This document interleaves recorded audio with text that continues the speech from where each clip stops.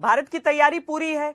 चीन बातचीत की गुहार लगाकर रक्षा मंत्री के सामने इस समय बैठे हुए हैं, रक्षा जो मंत्री हैं चीन के वो। लेकिन इस सब के बीच आज तक ने आपके लिए एक बेहद खास पेशकश तैयार की है, जिसमें लाइन ऑफ एक्चुअल कंट्रोल का एरियल सर्वे आप हमारे साथ कर सकते हैं। कैसे, वो आपको इस प्रोग्राम के जरिए ही देखना पड़ेगा। ये बहुत विशेष है, जरूर देखिए।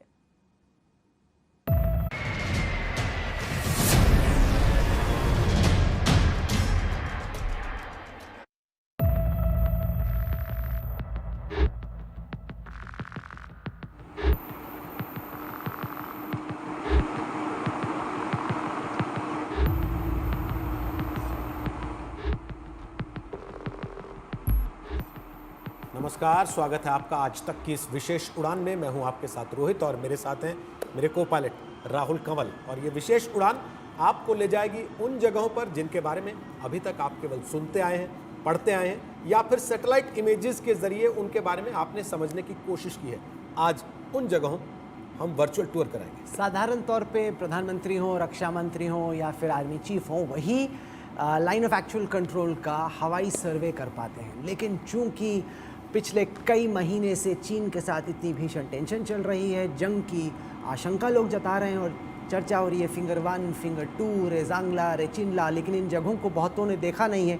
तो हमने सोचा कि इस बड़े प्रोजेक्ट के तहत बहुत तैयारी के साथ हम आपको ठीक उन जगहों पर लेके चलें जहां पर इस वक्त भारत और चीन की सेनाएं आमने सामने, ताकि आपको आइडिया हो कि ज़मीन पर चल क्या रहा है। आइए हम उड़ान भरते हैं।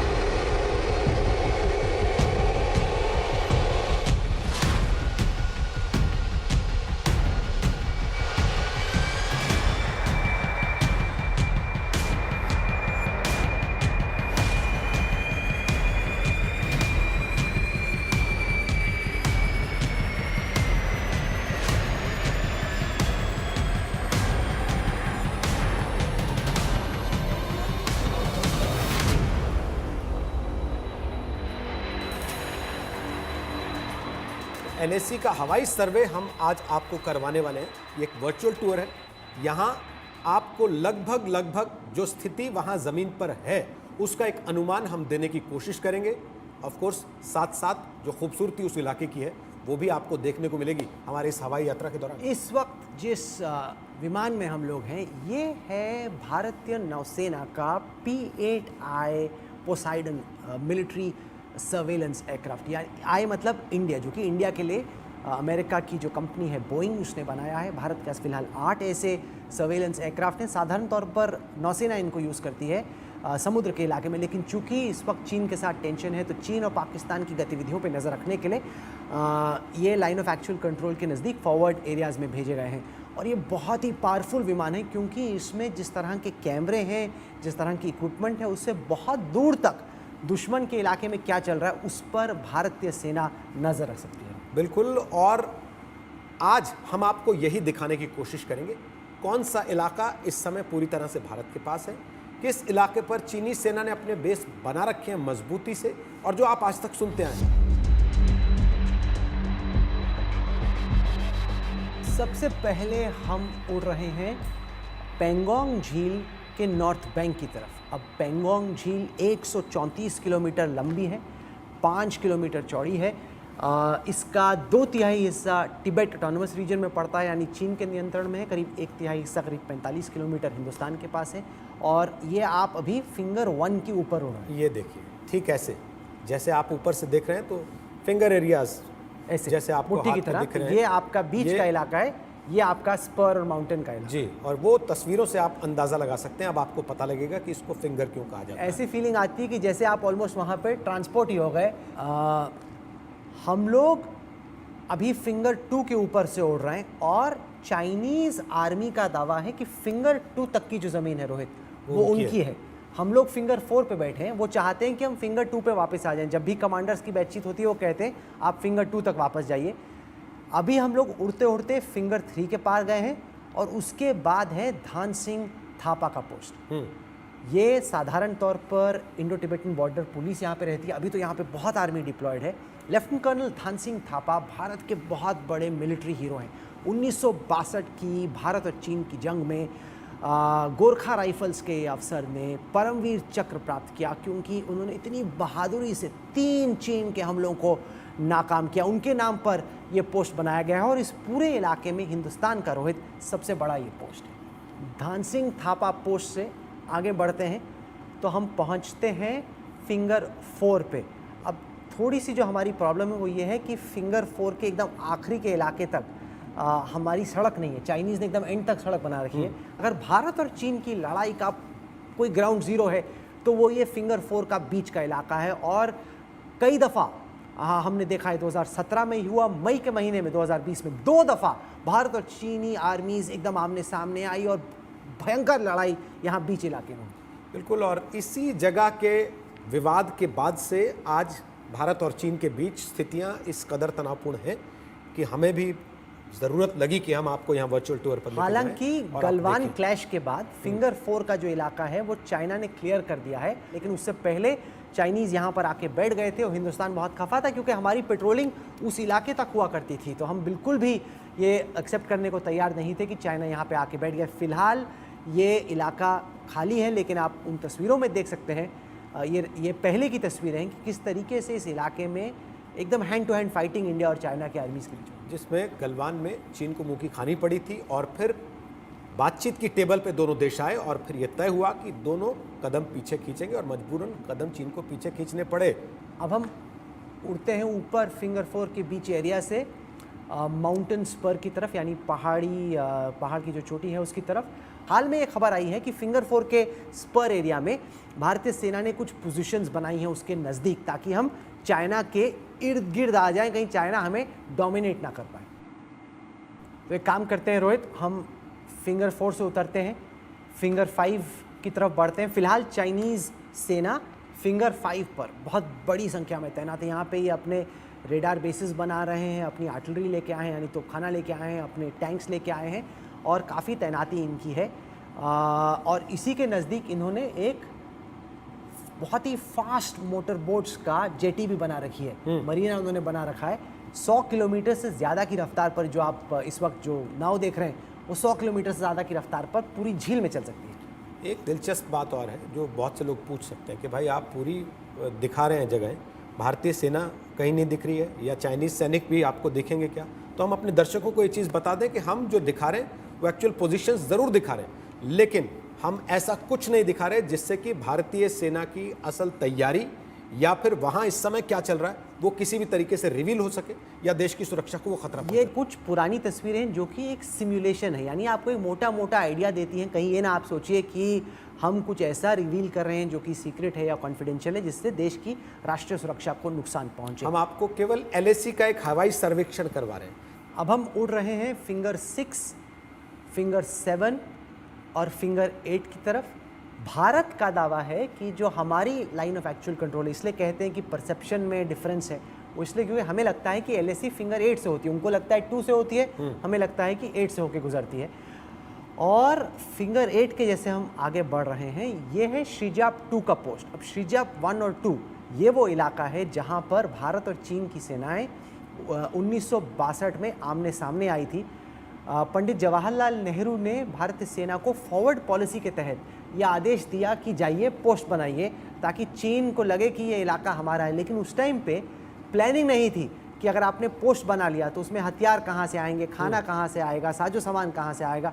तो इसको पेनी पैकेट कहते थे, यानी एक जैसे सिक्का होता है, एक आपने सिक्का डाल दिया। सिक्का डालने से नहीं होता, आर्मी को तो पूरी डिप्लॉयमेंट, पूरी सप्लाई चेन चाहिए होती है ताकि आप वहाँ पे जो पोजीशन है उसको आप सप्लाई प्रोवाइड कर सकें अगर जंग हो जाए। तो ये है श्रीजाप पोस्ट जी। और इसके आगे हम जो दिखाने वाले हैं वहाँ क्या क्या चीज़ें ऐसी हैं जिनके बारे में दर्शक को पता होना चाहिए कि हम आगे जहाँ जा रहे हैं हम वहाँ श्रीजाप से आगे जा रहे हैं रिमुथांग नाम की जगह पे। रिमुथांग चीन का सबसे बड़ा मिलिट्री बेस है इस इलाके में और आप देखिए किस हद तक इंफ्रास्ट्रक्चर उन्होंने डेवलप किया। यहाँ तक कि इस सिमुलेशन में तो रोहित कुछ गाड़ियाँ भी नजर आती है, ऐसी फीलिंग आ रही एकदम चीन में ही अब हम घुस गए। बिल्कुल, और ये सिमुलेशन बनाया इसीलिए ऐसा गया है ताकि आपको रियलिस्टिक फील मिल सके कि असल में वहाँ चीन कर क्या रहा है।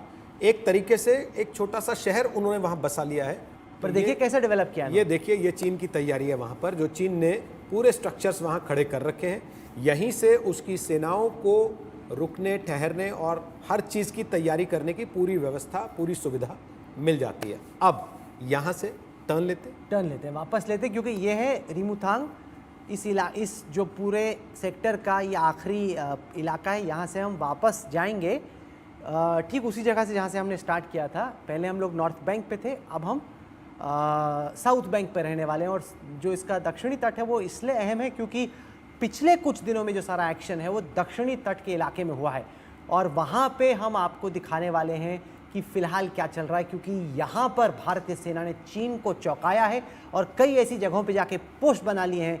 वही किया है जो चीन ने हमारे साथ करने की कोशिश की कि पहाड़ों पे जाके उनके सर के ऊपर बैठ गए। तो वहाँ चलते हैं और फिर रोहित दिखाते हैं कि वहाँ दक्षिणी तट पे क्या चल रहा है। अभी तक हमने आपको पेंगोंग त्सो लेक के फिंगर एरिया का पूरा हिस्सा दिखाया।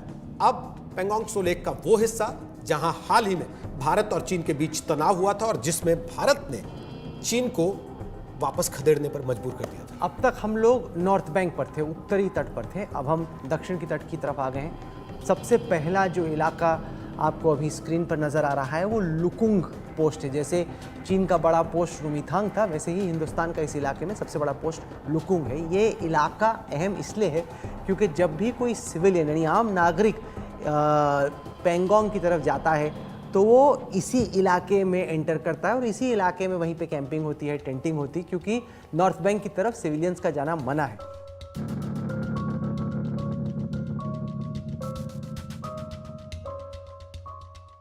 हम आगे बढ़ रहे हैं लुकुंग पोस्ट के ठीक सामने। अब आपको स्क्रीन पर नज़र आ रही है वो मशहूर जगह जहां आमिर खान की बॉलीवुड फिल्म 3 इडियट्स की शूटिंग हुई थी। तो यहीं से पेंगोंग एक तरीके से लोगों की नज़र में आया और वहां से लोगों ने पेंगोंग का रास्ता शुरू किया। और यही वो जगह भी है जहां तक शायद आम लोग जा सकते हैं, इससे थोड़ा सा आगे तक। और उसके बाद वहां पे स्कूटर बने हुए हैं, स्कूटर पे जाके लोग फोटो खिंचाते हैं।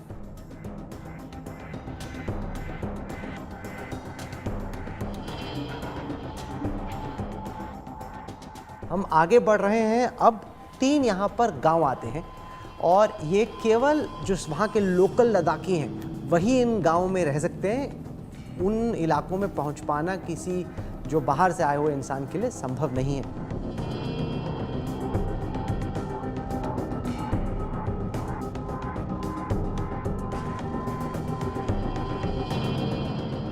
अब हम लोग ये करने वाले हैं कि हम ठीक सामने उड़ के फिंगर 4 पर चलते हैं। फिंगर 4 इसलिए क्योंकि सब लोगों ने फिंगर 4 के बारे में सुना है और फिंगर 4 से हम हिसाब लगाते हैं कि आखिरकार इस वक्त जो सारा एक्शन है वो कहाँ पे हो रहा है। अब रोहित, गौर करने वाली बात यह है कि इस वीकेंड पे भारतीय सेना ने देखा कि चाइनीज़ आर्मी आगे से आ रही थी और हम लोगों ने अपने सैनिकों को पहाड़ों पर भेजना शुरू कर दिया। ये एक्शन लॉन्च हुआ थाकुंग पोस्ट से, जहां पर इस वक्त हम लोग पहुंच रहे हैं। ये भारतीय सेना का बड़ा स्टेजिंग पोस्ट है और यहाँ पे हमारी अच्छी तैनाती, अच्छी खासी संख्या में हमारे जवान यहाँ पे तैनात हैं। और इसी थाकुंग पोस्ट में हमारे जवान थे। हमें अंदाज़ा हुआ कि चाइनीज़ आर्मी साउथ पेंगोंग में एंटर करने की कोशिश करी है और यहीं से हमने पहाड़ पे स्टार्ट किया ऊपर चढ़ना, ऊपर की पोजीशन ली, जिसके बाद चीन को थोड़ा तनाव हुआ और जिसके बाद चीन को खदेड़ने में भारतीय सबसे पहले हम रात में, अब आप सोचिए कि ये रात का वक्त है और रात के वक्त में हम पहाड़ पर चल रहे हैं। सबसे पहला पोस्ट था हेलमेट टॉप का। हेलमेट टॉप पे हम जाके बैठ गए और हेलमेट टॉप से आपको चाइना के अंदर क्या गतिविधि हो रही है वो नज़र आता है। तो हेलमेट टॉप से जब थोड़ा सा आगे निकलते हैं तो मगर हिल आता है। मगर हिल पर हम लोगों ने कब्जा बनाया। मगर हिल से जब हम आगे चलते हैं तो गुरुंग हिल आता है। तो कोई एक पहाड़ नहीं था। जब आपको जानना है कि इंडियन आर्मी ने कितना बड़ा ऑपरेशन लॉन्च किया तो कोई एक पहाड़ नहीं था, पूरी श्रृंखला है साउथ बैंक में पहाड़ों की जहां पर हिंदुस्तान अब जाके चढ़ गया है। और मगर हिल के आगे गुरुंग हिल आता है। एक और मशहूर फीचर मैं आपको गुरुंग हिल के ऊपर से दिखाता हूं। अब आप नीचे देखिए, जब आप गुरुंग हिल पे बैठे हैं तो आपको नीचे चाइनीज आर्मी की पूरी प्रेजेंस नजर आ रही है। एक तरीके से वो आपके नीचे है, आप देख सकते हैं कि वो कब उठ रहा है, कब जा रहा है, कहाँ जा रहा है, कैसे कर रहा है। तो ये किसी भी आर्मी के लिए बहुत ही एक खतरनाक बात है कि दुश्मन ऊपर बैठा। और इसीलिए चीन परेशान हुआ। लगातार चीन ने बार बार ये कहने की कोशिश की, मैसेज देने की कोशिश की कि LAC क्रॉस करके इंडियन आर्मी इधर आ गई है, उन्होंने हमारे इलाके पर कब्जा करने की कोशिश की है। वो शायद इसलिए क्योंकि चीन ये जानता था कि इस वक्त एडवांटेज इंडिया है।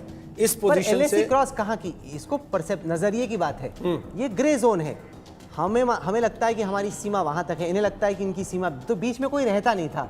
वो हमारी तरफ आ गए फिंगर 4 पे, तो हम भी तो जा सकते हैं। इसमें कहाँ हमने एलएसी को, हमने कोई एलएसी क्रॉस नहीं की। अब हम लोग आगे बढ़े हैं ब्लैक टॉप पे। ब्लैक टॉप वहाँ का डोमिनेटिंग फीचर है, सबसे ऊंची पहाड़ी है, और ब्लैक टॉप पे जब आप बैठे हैं तब आपको चाइना के बहुत अंदर तक जितनी भी गतिविधियाँ हैं, जो उनकी सड़कें हैं, जो उनके टैंक बिछे हुए हैं, जो उनके गैरिसन हैं, फायरिंग रेंजेस हैं, सारी की सारी नज़र आती हैं। एक तरीके से चाइना को साउथ बैंक में ब्लैक टॉप से, आप तस्वीरों में देख सकते हैं, हम लोग डोमिनेट कर रहे हैं। और जैसे ही हम ब्लैक टॉप से उतरते हैं हमें नज़र आता है स्पेंगूर गैप। अब ये स्पेंगूर गैप स्पेंगूर झील के नज़दीक है, और गैप इसलिए क्योंकि खुला हुआ इलाका है। यहाँ पे रोहित टैंक्स आ सकते हैं, तो हमारे भी टैंक आए हुए हैं, उनके भी टैंक। तो हमारे T-90 और T-72 टैंक्स हैं, उनके T-15 लाइट टैंक्स हैं। तो ये टैंक्स एकदम आमने सामने हैं इस इलाके में, स्पेंगूर गैप के, जो कि खुला इलाका है, बहुत अहम है। और इस चीज़ को हमारे दर्शक रिलेट कर सकते हैं। 2 दिन पहले जो खबर हमने उनको दिखाई भी है कि अब ये मौका ऐसा आ चुका है जिसमें भारतीय सेना के टैंक और चीन के टैंक एकदम आमने सामने खड़े हैं, एक दूसरे के निशाने पर, और एक दूसरे को देख सकते हैं। सबसे बड़ी बात ये, आपको मूवमेंट का आमने सामने पता रहेगा, जो परिस्थिति इस समय इस गैप में बनी। एक बार इस विमान को मोड़ के मैं आपको दिखाना चाहता हूं, जो आप स्पेंगूर गैप में नीचे हैं। अब आप सोचिए, अगर हम चाइनीज की नज़र से देख रहे हैं और आप ऊपर देखते हैं, तो आपको नज़र आता है कि वो जो सारे पहाड़ हैं जहाँ पे हम अभी ऊपर से आए, वहाँ पे आपको इंडियन आर्मी नज़र आ रही है। तो अब चाइना नीचे है और इंडियन आर्मी डोमिनेट कर रही है। एक तरीके से हमने पिछले हफ्ते में पूरी जो लाइन ऑफ एक्चुअल कंट्रोल पे गेम है वो चेंज कर दी। पहले वो बदमाशी करते थे, सर पे जाके आप बैठ जाते थे। अब हमें लगा कि आप आओ, उससे पहले हम ही जाके पहाड़ पे बैठ जाते हैं, हम आपको डोमिनेट करेंगे। तो पूरा जो गेम है लाइन ऑफ एक्चुअल कंट्रोल पे, स्ट्रेटेजिक गेम, वो बहुत हद तक चेंज हो गया। अब हम आ रहे हैं मोल्डो के बॉर्डर मीटिंग पॉइंट पे। पिछले कुछ दिनों से जो वार्ता चल रही है भारत और चीन की सेनाओं के बीच में, ये ब्रिगेडियर लेवल डायलॉग है, ये मोल्डो के इसी BMP में हुआ है। आपको हम दिखा रहे हैं कि दरअसल वो बातचीत चल कहाँ पे रही है, और यहीं पे कोर कमांडर्स की भी बातचीत हुई थी पहले, हालांकि कोई हल नहीं निकला। लेकिन यही वो इलाका है, एक हिंदुस्तान का भी बॉर्डर मीटिंग पॉइंट है, एक चीन का भी बॉर्डर मीटिंग पॉइंट है। जो भी सेना बातचीत के लिए डायलॉग इनिशिएट करती है, उसके यहाँ पे मीटिंग होती है। उसके नज़दीक एक हेलीपैड भी है, और इस बॉर्डर मीटिंग पॉइंट के थोड़ा सा आगे चाइनीज़ आर्मी का एक बड़ा गैरिसन है, यानी उनकी एक बड़ी तैनाती है, जो कि आप स्क्रीन पे देख सकते हैं। उसके पूरे इर्द गिर्द हम लोग इस वक्त घूम रहे हैं, और यहाँ पे बहुत ही बड़ा चाइनीज़ आर्मी का बेस है। अब उनके लिए सिरदर्द ये है रोहित कि हम उनके ऊपर बैठे हैं। या आप देखिए, हम जिस पहाड़ पे थे वहाँ से ये सारी चीज़ें नज़र आ रही थी। अब तो हम अंदर, एकदम अंदर नज़दीक आ गए हैं, लेकिन ये सारी चीज़ें चाइना को एहसास है कि इंडिया अब उनके सर के ऊपर बैठा है, जो कि उनके लिए एक बहुत ही अनकंफर्टेबल सी बात है। आइए अब हम लोग चलते हैं रेजांगला। कहीं पर भी ला लगे लद्दाख में तो मतलब पास, माउंटेन पास, जहाँ से सेना आगे बढ़ सकती है, तो ये इलाका बहुत अहम है।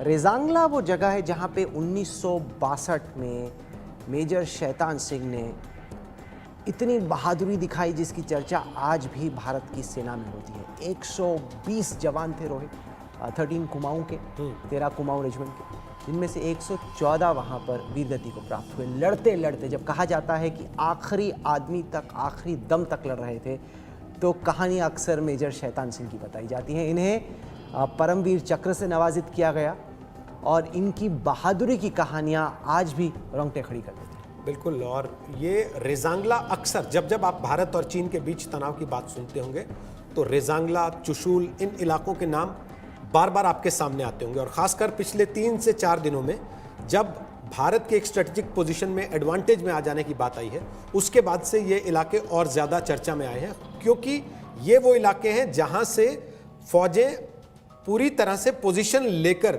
अटैक करने की स्थिति में होती हैं, और उनको एक एडवांटेज रहता है, उनको एक लाभ की स्थिति रहती है। सही कह रहा हूं मैं राहुल? एकदम। यहाँ पे रेजांगला का वॉर मेमोरियल है, जहाँ पे मैकॉले की वो मशहूर कविता 13 कुमाऊं रेजिमेंट के इस वॉर मेमोरियल पे लिखी हुई है कि how can man die better than fighting fearful odds for the ashes of his fathers and the temples of his gods. यानी कि अगर आप किसी लड़ाई में, किसी जंग में वीरगति को प्राप्त होते हैं, अगर आपको मरना ही है, तो मरने का उससे कोई बेहतर तरीका नहीं, क्योंकि आप अपनी देश की रक्षा कर रहे थे। और सोचिए, 120 सैनिकों की टुकड़ी, 114 उनमें वहाँ पर शहीद हो जाते हैं। और चाइना के ज़बरदस्त हमले को बहुत देर तक रोकने में कामयाब रहते हैं और कई फिल्में भी बनाई गई हैं इनकी बहादुरी। रेजांगला से ठीक आगे निकल के आता है रेचिनला पास। अभी आपने देखा होगा कि चाइनीज़ फॉरेन मिनिस्ट्री ने बयान जारी किया जिसमें उन्होंने कहा कि चीन में 4.5 किलोमीटर अंदर भारत घुस गया है। वो रेचिनला की बात कर रहे थे। इस पोस्ट पे हम लोग काबिज़ हैं। हालांकि हमारा कहना है कि हमारी तरफ है क्योंकि ये ग्रे एरिया में है। हमारा मानना है कि हमारी लाइन ऑफ एक्चुअल कंट्रोल इसके आगे तक जाती है। रेचिनला भी अहम है क्योंकि इससे हम चाइना के नीचे के पोस्ट को डोमिनेट कर सकते हैं। ये जो आप लाइनें देख रहे हैं ये चाइनीज़ सड़क है। जो सफ़ेद जो लेफ्ट साइड पे आपको दिख रहा है वो चाइनीज़ सड़क है जो कि रेचिनला तक ऊपर आती है, और जो राइट साइड पे आपको नज़र आ रहा है लाल रंग की जो लाइन आपको नज़र आ रही है वो हिंदुस्तानी सड़क है जो कि रेचिनला के बेहद नज़दीक आती है। और ये इस तस्वीर को नज़दीक से देखने के बाद आप और बेहतर तरीके से अंदाज़ा लगा सकते हैं कि वहाँ की मौजूदा स्थिति इस और आप जब रेचिनला पे हैं आप देखिए वहाँ पे आपको पूरा स्पेंगूर गैप नज़र आ रहा है, स्पेंगूर झील नज़र आ रही है, चाइना के गैरिसन नज़र आ रहे हैं, और एहसास होता है कि इतनी खलबलाहट बीजिंग में इस वक्त क्यों है कि उन्होंने सोचा ही नहीं था कि हिंदुस्तानी सेना इतनी अग्रेशन से इतनी होशियारी से पहाड़ों पे जाके बैठ जाएगी। लेकिन इन पहाड़ों पे बैठा रहना बहुत मुश्किल है क्योंकि 16-17 हज़ार की फीट की ऊंचाई है। 16-17 हज़ार फीट की ऊंचाई पर ये पहाड़ियाँ हैं, तो यहाँ पर बैठा रहना मुश्किल है। लेकिन अभी जंग है, लड़ाई है, दुश्मन है सामने, तो उस जंग के लिए हिंदुस्तानी सेना पूरी तैयार। तस्वीरें जितनी खूबसूरत लग रही हैं असल में यहाँ रहना उतना ही ज़्यादा खतरनाक और मुश्किल है। देखिए हमेशा की तरह आज तक नहीं, पहली बार ये करके दिखाया है कि आप अपने घर पर बैठे हैं और हम आपको सिमुलेशन के ज़रिए ही सही लेकिन एक्चुअल जो सही जगहें हैं वहाँ की असली तस्वीरें वर्चुअल टूर के ज़रिए आपके घर पर लाकर दिखा रहे हैं और आपको ये एहसास दिला रहे हैं कि असल में जिनकी खबरें आप देखते हैं वहाँ के हालात क्या हैं, वहाँ की परिस्थितियाँ क्या हैं और आपके देश की सेना कैसे मोर्चे पर खड़ी होकर आपके लिए लड़ रही है और चीन की सेना का मुकाबला कर रही है। चलिए वापस चलते हैं ले एयरफील्ड पर। लैंडिंग का वक्त आ गया है। आप जुड़े हमारे साथ, बहुत बहुत शुक्रिया सर।